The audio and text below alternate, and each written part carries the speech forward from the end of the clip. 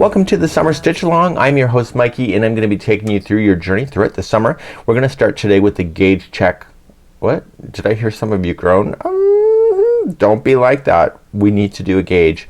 Whenever you have a blanket and it starts off in the center, whether it's a circle or a square or rectangle, you should always do a gauge, because people will constantly message saying my blanket buckled or it's not sitting flat, and chances are somebody didn't do a gauge. Some people I think probably say, yeah, I did it, and still do it, and they really didn't. You know who you are.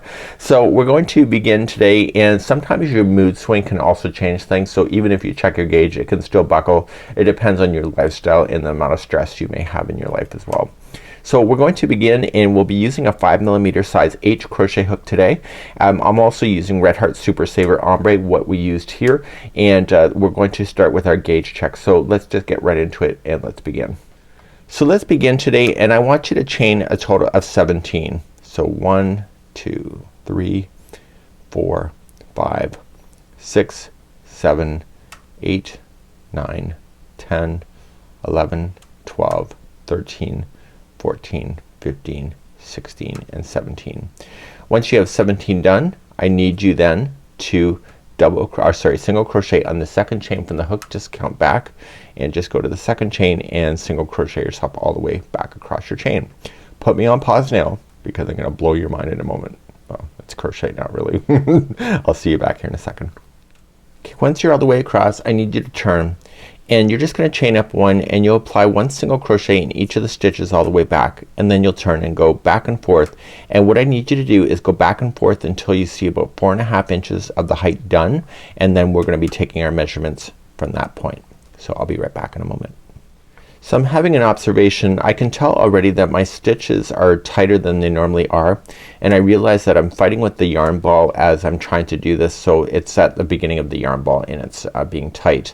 So I noticed with myself is that my sample is a lot tighter than it should be, and so that's kind of interesting. So make sure that there's no tension coming from the yarn ball to get your true tension when it comes to these kind of things. So continue to crochet along. So just useless advice, but it might be helpful for you. So just before I push record, I can tell already that my swatch is too small.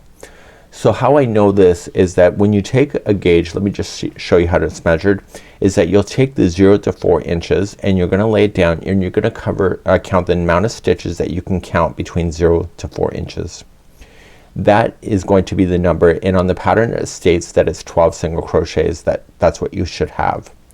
Once you have verified that, you're going to turn it in the other direction and count the number of rows that are also in the 4-inch span, and that should be a total of 13 rows. So let's go to my real sample here. I've already counted it offline, and when I lay this down, I have not 12 single crochets like I'm supposed to. I actually have 14.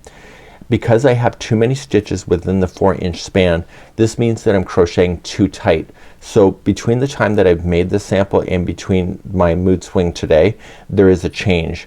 So what I have to do is that I have to get it to be 12 single crochets, not 14.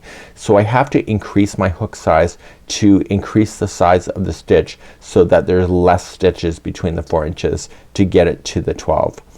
This will then impact then the amount of rows that we have. So in the rows here, I have a total of 16 rows instead of 13.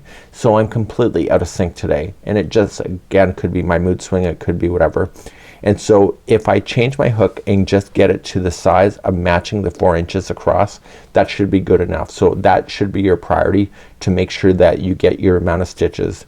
If for example you only have 10 single crochets instead of 12, it means that you're being too loose, so you'll have to reduce your hook.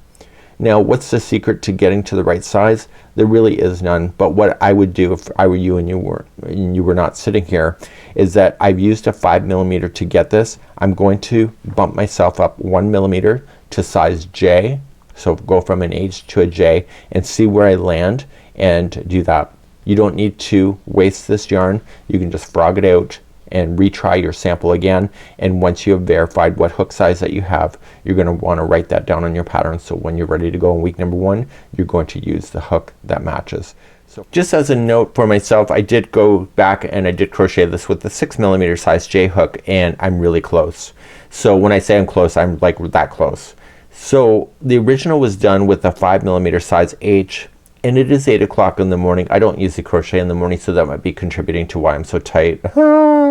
So what I'm thinking I'm going to do is that I may try a swatch later today as the day progresses, as I get more relaxed. It just may be because it's too early in the morning. It's like having a pop before 11 a.m. It just seems wrong. So I'm going to try that, but as I do that, I'm going to determine my hook size from that and then commit to it. So that's just one of those things that even somebody like me, my tension can change, and it could be based on mood or the time of day or whatever factors are going on in your life. So don't sweat the small stuff, and let's see you on week number 1.